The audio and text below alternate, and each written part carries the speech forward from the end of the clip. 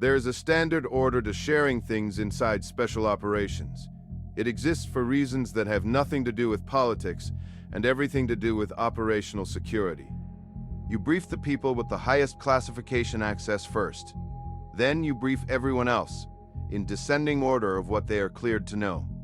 This is not a hierarchy of respect. It is a system. It was built from hard experience, from the specific and costly memory of what happens when intelligence moves through a room with too many ears before it moves into the field.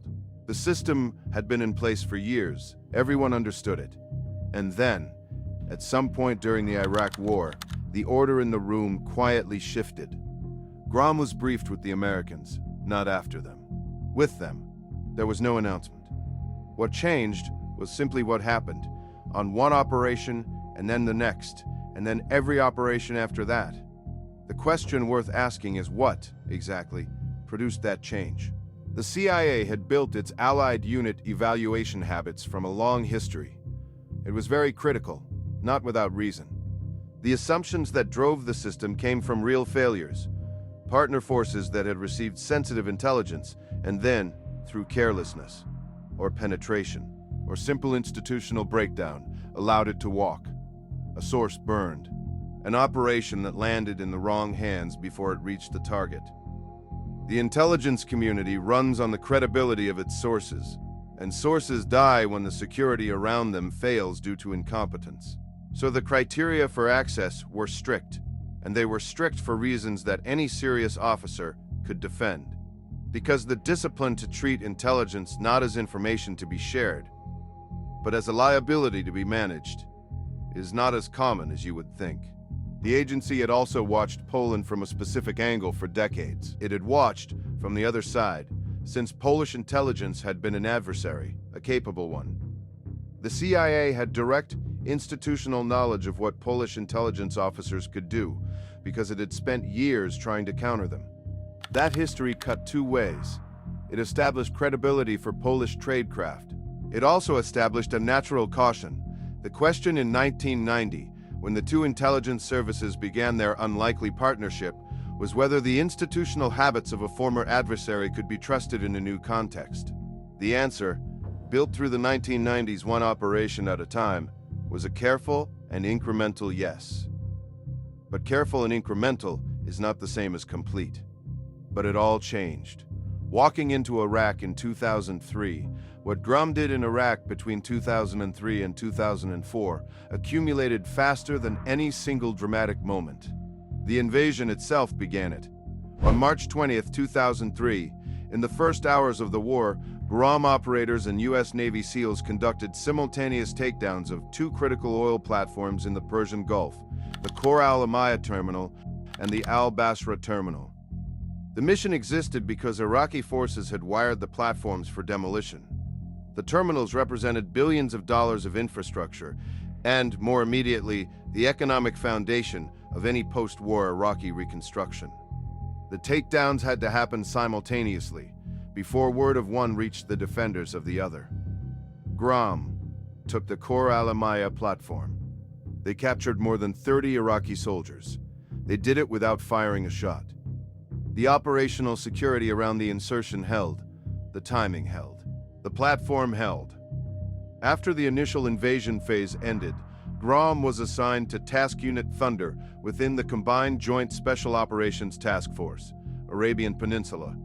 This is where the accumulation began in earnest. Task Unit Thunder became one of the two primary direct action assets of the entire task force, alongside a Marine Corps Special Operations Detachment. Not a supporting element. Not a partner unit to be managed around. One of the two primary assets. GROM operators were working the Joint Prioritized List, the elimination and capture roster of opposition leadership, former regime officials, al-Qaeda figures in Iraq. The targets on that list were the most sensitive intelligence products. Working them required access to the intelligence that located them, the sources that produced that intelligence, and the methods that protected those sources. What the agency observed was not just that GROM was tactically effective. That was already understood. What it observed was the operational security discipline around the intelligence itself. Targets were prosecuted without leaks, Sources that fed the targeting cycle remained intact after the operation. The intelligence cycle continued to turn. In an environment where a single compromised source could collapse a network that had taken months to develop, the absence of compromise is not a minor detail. It is the detail. The CIA appreciated something else about GROM operators that was noted by multiple accounts from this period. Their engagement threshold was calibrated differently. A suspected cell phone communication. A curfew violation. GROM snipers were cleared to act on indicators that would have required additional confirmation from other coalition elements. That discipline, knowing when to act without requiring layers of external validation, is the same discipline the selection process in the Bieszczady Mountains is specifically built to produce. The agency did not have to explain this to GROM. It was already there. In September 2004, the U.S. Navy assigned SEAL operator Chris Kyle to embed with GROM's B Squad. Speak. This is documented. Kyle wrote about it. What it illustrates is not merely that American and Polish operators worked together. What it illustrates is the degree of integration that had become normal by that point. Integration at the individual operator level, inside a targeting cycle that ran on some of the most sensitive intelligence in the theater. That kind of integration does not happen with a unit that has been kept at arm's length from the intelligence picture. It happens with a unit that is already inside the picture. The unit selection runs in the Bieszczady Mountains of southeastern Poland. Dense, trackless, deliberately remote. The SAS has called it the Polish jungle. The pass rate sits between 1 and 5%. The attrition is physical, but the process is not primarily a physical test. It is specifically designed to filter for decision-making under isolation. People who act without waiting for external validation. People who understand that in the specific conditions of a hostage rescue or a covert direct action raid, the moment when someone above you confirms your choice is the moment that choice is no longer yours to make. That is what selection produces. That is what the CIA was observing in the targeting cells of Iraq. A unit whose operators had been selected and trained to treat intelligence with the seriousness of people who understood, at the cellular level, what it cost when it failed. No document records the specific moment the briefing order changed. There is no policy memo that says Polish Special Forces operators are now to be included in the primary intelligence distribution. What is documented is the access itself. GROM on the targeting distribution list for the Joint Prioritized Effects list.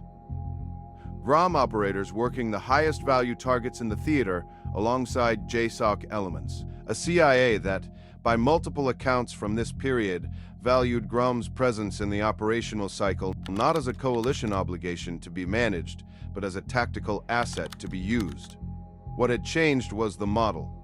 The CIA's prior model of what a Polish Special Forces unit was, capable, trusted to a point, managed with appropriate caution, had been replaced by something more accurate and considerably simpler. By the time the Iraq deployment was fully underway, GROM was not being briefed after the Americans because the Americans had stopped going first.